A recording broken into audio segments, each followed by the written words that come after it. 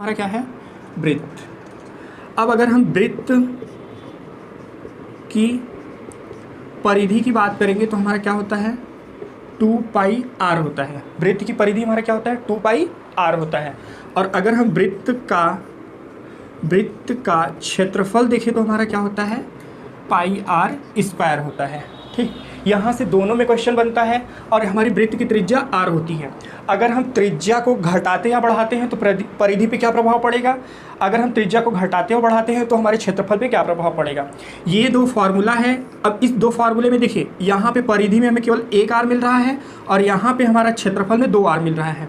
तो अभी हम प्रतिशत परिवर्तन का फार्मूला बताए थे, x + y x × y बटे हमारा 100। तो देखिए जहाँ 2r मिल रहा है वहाँ ये फार्मूला काम कर देगा, क्योंकि इसे हम r लिख सकते हैं। 1r के स्थान पे x, 1r के स्थान पे हमारा y आ जाएगा। ठीक, तो आइए देखते हैं इस पे हमारा क्वेश्चन क्या क्या हो सकता है। तो हम सबसे पहले क्वेश्चन लिखेंगे, फिर उस क्वेश्चन को हम सॉल्व करेंगे। देखिए क्वेश्चन हमारा क्या हो सकता है हमारे एग्जाम में। क्वेश्चन हो सकता है, वृत्त की त्रिज्या में 10% की वृद्धि कर दिया जाए तो वृत्त के परिधि में कितने प्रतिशत की वृद्धि होगी। देखिए प्रतिशत का बहुत इंपॉर्टेंट क्वेश्चन, बहुत अच्छा क्वेश्चन है कि वृत्त की त्रिज्या को अगर हम 10% बढ़ा देते हैं तो उसके परिधि में क्या प्रभाव पड़ेगा। तो देखिए हम मानते हैं, माना हमारा परिधि देखिए हमारा क्या, पहले हमारा कितना होगा, 100 होगा। ठीक है, अब हम क्या कर रहे हैं, 10% बढ़ा रहे हैं। तो अब हमारा परिधि जो न्यू परिधि होगा तो वो हमारा क्या होगा, 100 और गुणित, अब हम 10% बढ़ा रहे हैं तो हम क्या करेंगे, 100 + 10 और बटे यहाँ पे हमारा 100, यही 10% बढ़ा रहे हैं। अब इसको हम सॉल्व कर लेते हैं तो 100 और ये हमारा 110 बटे हमारा 100, तो 00 से 00 कटा, हमारा 110 आ गया। अब देखिए यहाँ पे हमारा ये न्यू परिधि है तो परिधि n कर दिए हम यहाँ पे। अब हमारा प्रतिशत वृद्धि क्या हुआ, पहले 100 था अब 110 हो गया, तो 110 माइनस हमारा कितना हो गया, 100, और यही हमारा घटाने पे कितना आ गया, 10% की वृद्धि। तो अगर हम किसी भी वृत्त की त्रिज्या में 10% की वृद्धि करेंगे तो उसके परिधि में कितने प्रतिशत की वृद्धि होगी, तो 10% की होगी। क्योंकि देखिए हम फार्मूला क्या बताए थे, 2πr।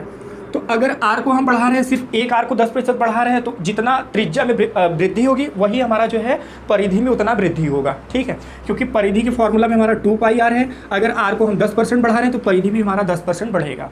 तो इसमें एक चीज़ ये हो सकता है, इसका हम क्वेश्चन देख के आंसर दे सकते हैं। कैसे, अगर किसी वृत्त की त्रिज्या में 20% की वृद्धि हुई तो परिधि में हमारे कितने प्रतिशत की वृद्धि होगी, 20% की। अगर त्रिज्या में 10% की कमी हो रही है तो परिधि में कितने प्रतिशत की कमी होगी, 10% की कमी होगी। ठीक, अब हम नेक्स्ट क्वेश्चन देखते हैं, क्षेत्रफल से रिलेटेड क्वेश्चन। देखिए अब हमारा क्वेश्चन क्या हो सकता है कि वृत्त की त्रिज्या में 10% की वृद्धि कर दिया जाए तो वृत्त के क्षेत्रफल में कितने प्रतिशत की वृद्धि या कमी होगी। तो देखिए स्वाभाविक सा है कि अगर त्रिज्या बढ़ेगा तो क्षेत्रफल हमारा क्या होगा, बढ़ेगा। कितना बढ़ेगा उसको हम देखते हैं। परिधि में क्या था कि जितना बढ़ता था उतना हमारा परिधि भी बढ़ता था, लेकिन क्षेत्रफल में ऐसा नहीं होगा। तो आइए देखते हैं क्या होता है। माना हमारा जो है पहले क्षेत्रफल कितना था, जब हमारा त्रिज्या में कोई बढ़ोतरी नहीं किए थे तो माना 100% था। इसे हम फर्स्ट मेथड देखते हैं, फिर इसका हम सेकेंड मेथड भी देखेंगे। तो देखिए यहाँ पे माना एरिया हमारा कितना है, 100% है। अब एरिया अगर हम न्यू एरिया देखेंगे तो हमारा क्या हो जाएगा, 100। अब हम जो है वृद्धि कर रहे हैं, त्रिज्या में 10% की वृद्धि कर रहे हैं, तो 100 + 10 बटे हमारा 100। देखिए एरिया का फॉर्मूला क्या होता है, πr² होता है। यहाँ r² है तो इसलिए हम जो 10% की वृद्धि करेंगे 2 टाइम्स करेंगे, यानी 2 बार करेंगे। 100 + 10 बटे 100 और गुणित हमारा 100 + 10 बटे 100। यहाँ से इसे सॉल्व करेंगे, 100 से 100 हमारा कट जाएगा और इसके बाद जो है हमारा इसे हम जोड़ देंगे तो क्या आएगा, हमारा 110 आएगा। 110 गुणित हमारा 110 बटे हमारा 100, 0 से कट जाएगा तो 11 में 11 का गुणा करेंगे तो 121। अब हमारा प्रतिशत वृद्धि क्या होगा, तो पहले हमारा 100 था, अब हमारा 121 है, तो 121 में से 100 घटाएंगे तो यही 21% की हमारी वृद्धि होगी। देखिए इसे एक बार फिर से समझते हैं कि अगर वृत्त की त्रिज्या में 10% की वृद्धि कर दिया जाए तो क्षेत्रफल में कितने प्रतिशत की वृद्धि या कमी होगा। तो स्वाभाविक सा है कि अगर त्रिज्या बढ़ रहा है तो क्षेत्रफल हमारा बढ़ना है। इसे हम फर्स्ट मेथड से देखते हैं कैसे सॉल्व करेंगे। तो एरिया का पहले हमारा फार्मूला क्या होता है, पाई आर स्क्वायर होता है। माना एरिया इज इक्वल टू हमारा कितना 100। अब न्यू एरिया हमारा क्या होगा, तो area new is equal to 100 पहले से, उसमें हमने एक बार 10% बढ़ाया, हमने दोबारा भी 10% बढ़ाया। क्यों बढ़ाया, क्योंकि यहाँ त्रिज्या एरिया में कितना बार आ रहा है, 2 बार आ रहा है। तो 100 प्लस 10 बटे हमारा 100, यहाँ 100 से कटा, 100 और 10 हमारा 110 आ गया, और 100 और 10 110 बटे हमारा 100। 0 0 से कटा, 11 में 11 और 11 बचा, 11 में 11 का गुणा किया 121 आया। अब हमारा प्रतिशत वृद्धि क्या होगा, तो 121 में से हम 100 घटाएंगे तो हमारा 21% की वृद्धि। अब देखिए इसका हम सेकंड मेथड देख लेते हैं, वो और ईजी शायद आपको लग सकता है। वो मेथड क्या हो सकता है हमारा सेकंड मेथड। तो देखिए हमने एक सेकंड मेथड बताया कि अगर किसी भी जो है वैल्यू में वृद्धि या कमी हो रही है तो उसका हमने फार्मूला क्या बताया, प्रतिशत वृद्धि is equal to X plus Y, और यहाँ पे एक्स वाई बटे हमारा क्या 100। अब यक्स के स्थान पे हमने क्या रखेंगे, 10 रखेंगे, और त्रिज्या यहाँ पे जैसा कि हम बताएं 2 बार है, तो यहाँ पे हमने 2 बार यानी कि एक बार 10% बढ़ा है, और यहाँ पे 10 और यहाँ पे ये 10 और बटे हमारा 100। अब देखिए 10 और 10 हमारा कितना हो गया 20, ये 0 0 से कट गया, ये 0 0 से कट गया, 1 का गुणा 1 में करेंगे 1 आएगा, तो प्लस यहाँ पे 1। तो यहाँ हमारा डायरेक्ट 21% की यहाँ क्या हो गई, वृद्धि हो गई। ठीक, ये बात आपको समझ में आया।